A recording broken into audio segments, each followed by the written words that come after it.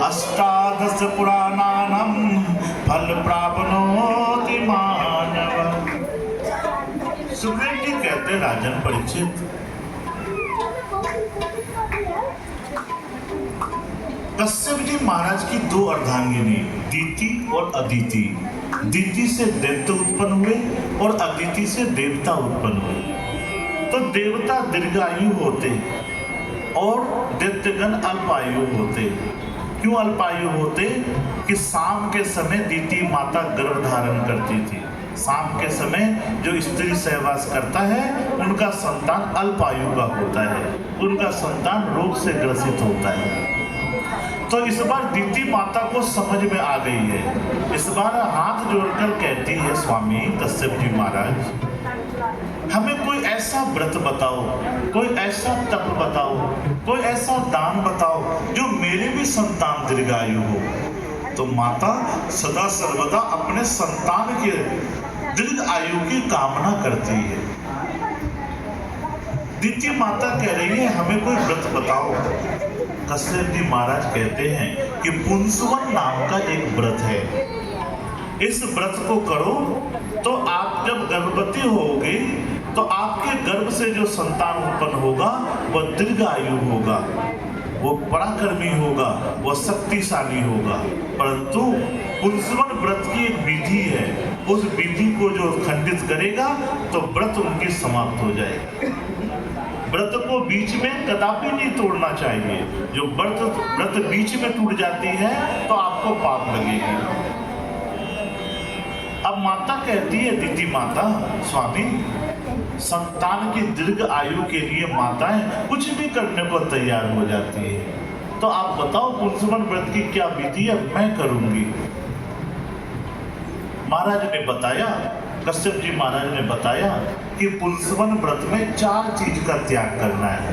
काम, क्रोध, मद और लोभ। काम की भावना नहीं आनी चाहिए, क्रोध नहीं करनी चाहिए, अभिमान नहीं करनी चाहिए और लोभ नहीं होनी चाहिए। इस 4 चीज का परित्याग कर दो। अब तो माता दीति सोच रही है कि स्त्रियों की तो यह लक्षण है, इस लक्षण को कैसे छोड़ दूं? स्त्रियों के अंदर ये भावना तो आती है, इसे कैसे छोड़ दूं? परंतु संतान की दीर्घ आयु की बात है, सब कुछ छोड़ सकती हूँ। तो 4 भावना छोड़नी है और पराई निंदा नहीं करना है। और इस व्रत की मुख्य नियम जो है, विधि है कि आपको दिन में सोना नहीं है। जो ब्रह्म मुहूर्त में उठकर स्नान करोगे तो रात्रि में सोना है। जो दिन में सोया उसने सब कुछ खोया। दिन में यदि आप सो जाओगे तो आपका सब कुछ खो जाएगा, ये व्रत खंडित हो जाएगा। माता सब कुछ सुन ली और कहने लगी, ठीक है स्वामी, पुंसवन व्रत करूंगा। किस दिन आरंभ करनी है? तो फाल्गुन मास के शुक्ल पक्ष की प्रतिपदा तिथि को आरंभ करनी है। कर लोगे? समाप्ति कब होगी? तो इसकी द्वादशी को समाप्ति होगी। ब्राह्मण को भोजन करा लोगे तब समाप्ति होगी। और आरंभ करते समय और कोई नियम है स्वामी तो कह दो। तो जिस स्थान पर सूकर रहते हैं, सुअर, उस स्थान की मिट्टी को शरीर में प्रत्येक दिन लगाना है। उसके बाद शुक्र अवतार भगवान का ध्यान कर स्नान करना है। लगा लूंगी। संतान की दीर्घ आयु की बात है तो सब कुछ करने को तैयार है। फाल्गुन मास के शुक्ल पक्ष की प्रतिपदा तिथि आई, वो व्रत आरंभ कर दी। देवराज इंद्र को भय हो गया। इस शत्रु का संतान जो होता है वह शत्रु ही होता है। देवराज इंद्र को भय हो गई कि ये तो पुंसवन व्रत की है माता ने, पुंसवन व्रत आरंभ कर दी है माता। अब इसके गर्भ से जो संतान उत्पन्न होंगे वह तो कोई दैत्य ही उत्पन्न होगा और वह दैत्य पराक्रमी होगा, वह दैत्य अत्याचारी होगा, वह दैत्य शक्तिशाली होगा। हमें तो स्वर्ग खाली करना पड़ जाएगा। तो क्यों ना यह माता के गर्भ में आने से पहले इसको समाप्त कर दूं। न रहेगा मांस और न बजेगी बांसुरी, समाप्त कर दूं। पुंसवन व्रत आरंभ की है। देवराज इंद्र को पता लग गई है कि माता तो गर्भवती है, इसके गर्भ में पल रहे बच्चे को समाप्त कर दूं। देवराज इंद्र अब स्वर्ग से बाहर निकला, बाहर निकलकर घूम रहा है कि कैसी कोई अवसर मिले जो इस माता के गर्भ में पल रहे बच्चे का संहार कर दूं, बच्चे का संहार कर दूं। परंतु चारों ओर जितने लोग सदा सर्वदा रहते, अवसर नहीं मिल रही देवराज इंद्र को।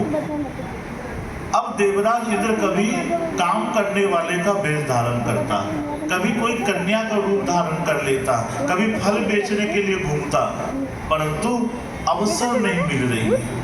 इनके गर्भ में पल रहे बच्चे का संहार कैसे करूं, अपने शत्रु का संहार कैसे करूं। अब माता दीप्ति मन में सोच रही है कि ब्रह्म मुहूर्त में उठना है, 4 बजे सुबह में।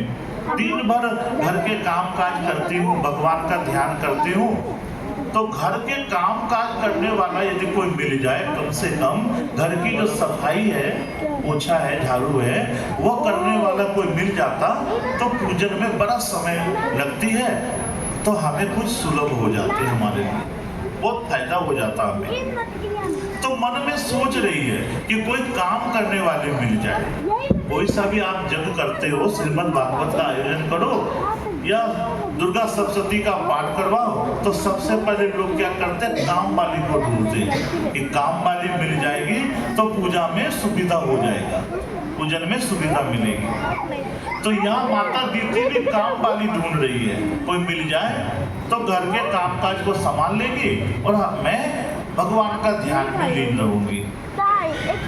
देखते ही देखते देवराज इंद्र परम सुंदर सा नव युवक का रूप धारण कर लिया और माथे में खाली टोकरी लेकर दीति माता के घर के चारों ओर चक्कर लगाया कि कोई मुझे काम में रख लो, कोई मुझे काम में रख लो।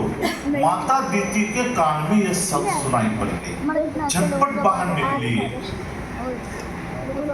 और जोर से पुकार रही है, बालक थोड़ा इधर आना, बालक थोड़ा मेरे पास आओ। बालक तो आपके पास आने के लिए पहले से तैयार है, उनके चक्रव्यूह में फंसना तो है आपको। बालक आओ मेरे पास। झटपट बालक पहुंच गया, देवराज इंद्र नन्ना नवयुवक का रूप धारण किया, पहुंच गया। तो क्या आप काम ढूंढ रहे हो? हाँ माता, मैं काम ढूंढ रहा हूँ। तो काम जो आप करोगे, तनख्वाह क्या लोगे, पैसे कितने लोगे महीने की, वो भी तय कर लो। तो माता आप क्या कह रही हैं, हमें 2 समय भोजन करवा देना भरपेट, मैं आपका सेवा कर दूंगा, हमें रुपये पैसे की आवश्यकता नहीं। माता दीप्ति सोच रही है भगवान की असीम अनुकंपा हुई है, जो काम करने वाले पैसे नहीं मांगते, कहते 2 समय भोजन करवा दो तो आपका काम कर दूंगा। तो काम करने वाले लोग आएंगे और चले जाते हैं। ये ऐसा व्यक्ति मिल गया जो 24 घंटे मेरे साथ रहेगा, कितना काम करेगा, समय पर काम वाला आ जाए और सुबह आता फिर शाम में आता, परंतु यह तो 24 घंटा मेरे साथ रहेगा। बड़ा ईश्वर की कृपा हो गई है, भगवान की असीम अनुकंपा हो गई है। तो बालक आज से काम में लग जाओ। तो ठीक है माता, आज से ही आपका काम करूंगा। अब माता दीति का सेवा कर रहा। देवराज इंद्र मन में सोचने लगा कि कुछ पाने के लिए सब कुछ खोना पड़ता है। कहा मैं स्वर्गाधिपति हूँ, स्वर्ग के सिंहासन पर विराजमान हूँ, और आज घर के काम वाले का रूप धारण कर आया हूँ, घर के झाड़ू पोछा लगा रहा हूँ। तो कहते हैं कि काम के लिए लोग को कुछ भी करना पड़ता है, काम छोटा बड़ा नहीं होता। जब आपको आवश्यकता पड़ेगी तो झाड़ू भी लगाना पड़ेगा, पोछा भी लगाना पड़ेगा। स्वर्गाधिपति देवराज इंद्र आए हैं झाड़ू पोछा लगाने के लिए माता दीति के घर पर काम कर रहे हैं। तो एक दिन देवराज इंद्र कहता है माता थोड़ी सी चरण दबा दूं, थोड़ी बहुत चरण दबा दूं। माता कहने लगा ठीक है बालक, थोड़ी चरण भी दबा दो। अब माता तो बहुत प्रसन्न हो गए ये किनका बालक है, कितना प्यारा बालक है, घर का सारा काम काज करता है और कहता है कि आपका चरण दबा दूं, मेरे चरण दबा रहा है, बालक बहुत अच्छा है।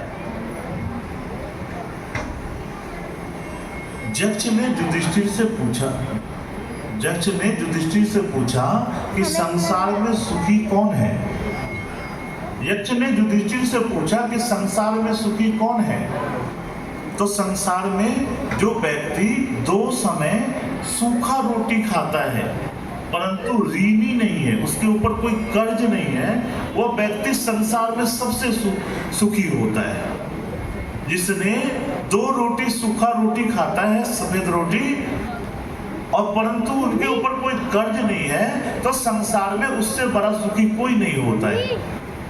युधिष्ठिर ने बताया था यक्ष को। और आज की बात है, और अभी जो समय चल रही है कलियुग में, इसमें यदि आप किसी से पूछो कि सुखी कौन है, तो जिसके घर में काम वाली मिल जाए वही सुखी है। क्योंकि जितना भी काम करने वाली है आज मिलेगी, वो जितना पूजा पाठ आपके घर में होगा उससे ज्यादा वो पूजा पाठ करेगी। इसलिए उनकी बात, जिनको 24 घंटे काम वाली मिल जाए, उससे बढ़कर सुखी संसार में कोई नहीं होता। बोले लक्ष्मी नारायण भगवान की। तो माता दीदी प्रसन्न हो गई, काम वाली की चिंता नहीं है, काम मिल गया, काम करने वाला। अब प्रत्येक दिन घर में झाड़ू पोछा लगाता और पैरों को दबाता माता दीदी का। माता दीदी कहने मन प्रसन्न हो गया, बड़ा सुंदर बालक है, चरण को बहुत अच्छे तरीके से दबा रहा है। अब माँ और देवराज कहता है, माता समय की प्रतीक्षा करो, चरण दबाते दबाते एक दिन, जिस दिन आपकी गला दबा दूंगा, उस दिन आपको समझ में आ जाएगी कि बालक कैसा है, काम करने वाला कैसा मिला है, जो स्वर्गाधिपति है। मैं स्वर्ग में बैठता हूँ, स्वर्ग का स्वामी हूँ, और आज आपके घर में झाड़ू पोछा लगाता हूँ, तो आप हमें साधारण व्यक्ति समझ रहे हो, बालक समझ रहे हो। पैर दबाते दबाते एक दिन गला दबा दूंगा आपका, तब आपको समझ में आएगी।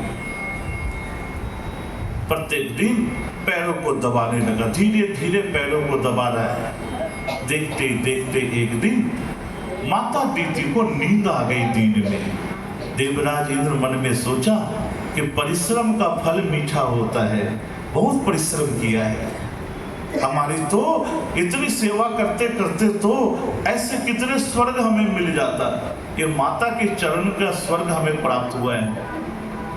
देवराज इंद्र ने देख लिया माता दीदी को नींद आ गई, उसके गर्भ में प्रवेश कर गया और माता के गर्भ में पल रहे बच्चे का संहार करने के लिए वज्र उठा लिया हाथ में। इस माता के गर्भ में पल रहे बच्चे का संहार कर दूंगा, ये हमारा शत्रु है, इसका संहार कर दूंगा। गर्भ में पल रहे बच्चे भगवान को पुकार रहे हैं, भगवान इस संसार में आपने हमें लाया है, भगवान मैं तो निर्दोष हूँ, हमारा संहार करने के लिए देवराज इंद्र खड़ा है, मैंने देवराज इंद्र का क्या बिगाड़ा है? भगवान आपकी कृपा से मैं माता के गर्भ में आया हूँ, भगवान आप हमारी रक्षा करना। तो कहते हैं कि जिसके ऊपर भगवान की कृपा होती है उसका कोई बाल भी बांका नहीं कर सकता। देवराज इंद्र आए हैं वज्र लेकर, गर्भ में पल रहे नन्हे बालक का संहार करने के लिए। उसने वज्र को चला दिया उस गर्भ में पल रहे बच्चे के ऊपर, परंतु ज्यों ही देवराज इंद्र की वज्र लगी उस बच्चे पर, बच्चे 2 टुकड़े में बट गया, 2 टुकड़े में बच्चे बढ़ गए। माता के गर्भ में 2 बालक जीवित हो गया। देवराज इंद्र ने उन्हें पुनः 2 टुकड़े में मार दिया, 4 बालक बन गया। देवराज इंद्र ने उन्हें 8 टुकड़े में मार दिया, 8 बालक खड़ा हो गया। देवराज इंद्र ने उन्हें 16 टुकड़े में मार दिया, 16 बालक उठकर खड़ा हो गया। इस प्रकार देवराज इंद्र ने उन्हें 64 टुकड़ों में बांट दिया, 64 बालक उठकर खड़ा हो गया। देवराज इंद्र को भय हो गई कि यदि इस प्रकार टुकड़ा करता रहूं तो ये तो बढ़ता रहेगा, हमारे शत्रुओं की तो की संख्या बढ़ रही है। ये तो मैं स्वयं अपने हाथों से अपनी शत्रु बढ़ा रहा हूं। झटपट देवराज इंद्र गर्भ से बाहर निकल गया। उसी समय शंख चक्र गदा पद्म धारण किए हुए साक्षात भगवान नारायण ने दर्शन दिया। देवराज इंद्र, इनकी माता दीति ने पुंसवन व्रत किया है। इनके गर्भ में जो संतान पल रहा है वो हमारा भक्त है। जो मेरा भक्त है उनकी कष्ट को मैं सहन नहीं कर सकता। भक्त के साथ हमारा संबंध बड़ा ही घनिष्ठ है। भक्त को जब इच्छा होती है हमें पुकार लेता, हमें आना पड़ता है। जब जिस रूप में भक्त दर्शन करना चाहते हैं हमें उस रूप में आना पड़ता है। मैं तो भक्तों के वशीभूत हूँ, भक्तों के वशीभूत हूँ। भक्तों ने हमारे हाथों में डोरी बांध रखा है। जब भक्त को इच्छा होती है खींच लेता, हमें आना पड़ता है। तो मैं भक्त के वशीभूत हूँ, भक्त से बंधा हुआ हूँ। बोले भक्त और भगवान की।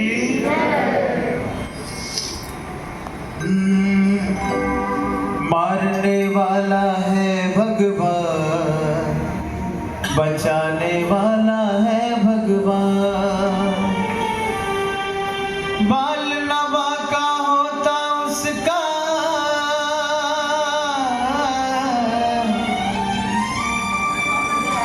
बाल नवा का होता उसका, जिसका रक्षक दया निधान।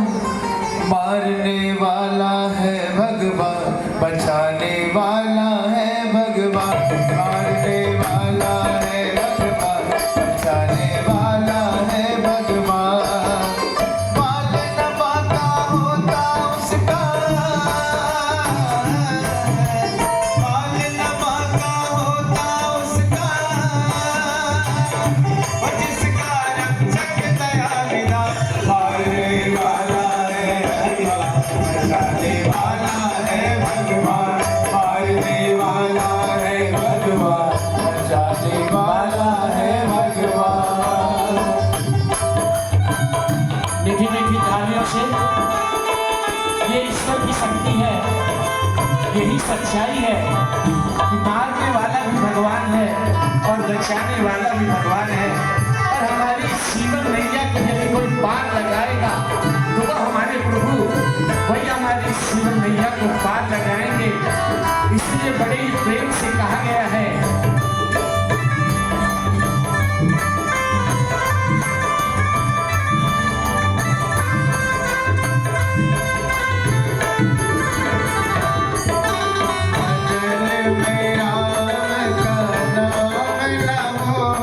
उस भजन को गाना ना चाहिए, जिस भजन में नाम का नाम ना हो, उस भजन को गाना ना चाहिए।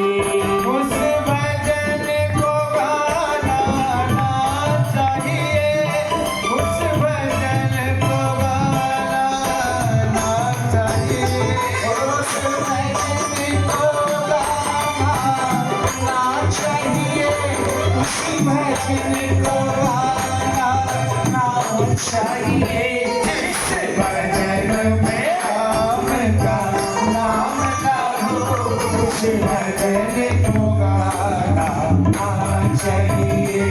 जिस भजन में राम का नाम ना हो, उस भजन को गाना ना चाहिए। मारने वाला है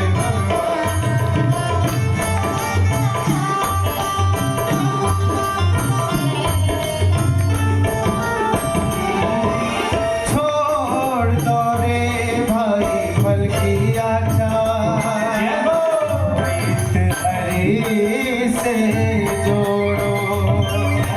कल क्या होगा इसकी चिंता, जगत पिता पर छोड़ो। ओ क्या होनी है क्या न होनी, क्या होनी है क्या न होनी, ओ सबका है इसरो तो ध्यान। मारने वाला है भगवान, बचाने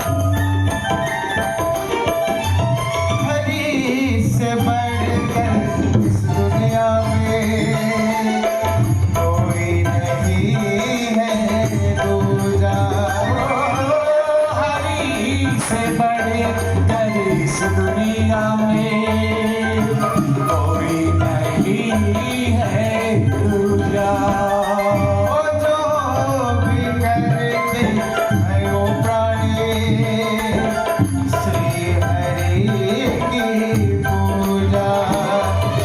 बाल न बांका होता उसका, बाल न बांका होता उसका, जिसका रंग तैयारिया। मारने वाला है भगवान, बचाने वाला है भगवान। मारने वाला है भगवान, बचाने वाला है भगवान। मारने बाल न बांका होता उसका, बाल न बांका होता उसका, जिसका रक्षक दया विराट। मारने वाला है भगवान, बचाने वाला है भगवान। मारने वाला है भगवान, बचाने वाला है भगवान। मारने वाला है भगवान, बचाने वाला है भगवान। मारने वाला है भगवान, बचाने वाला है भगवान। मारने वाला है भगवान। बचाने वाला है भगवान। बोलिए श्रीमद् भागवत भगवान की। बोलिए श्रीमद् भागवत महापुराण की। आज के कथा के विश्राम यही